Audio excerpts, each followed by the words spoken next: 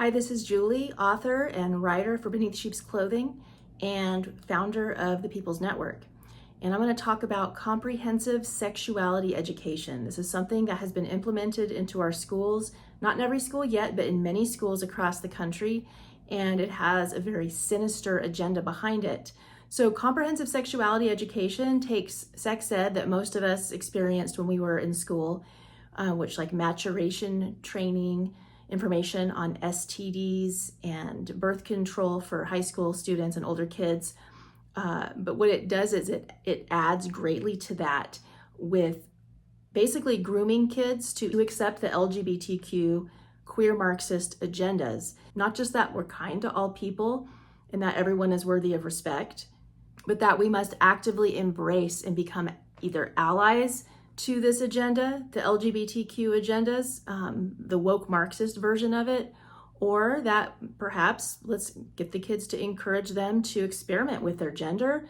Let's give them, the genderbread person they can take a look at and see which gender they resonate with. What are they feeling like today? Are they pansexual? Are they bisexual? Maybe they're trans?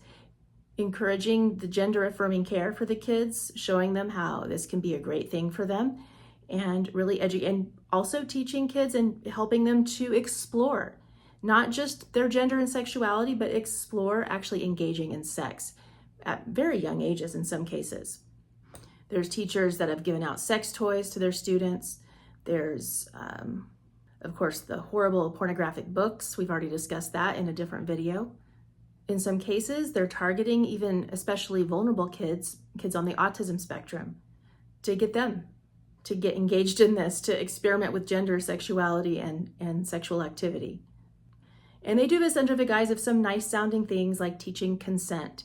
Planned Parenthood is very involved in this, and is to get kids to open up and let down their guard and just go to town.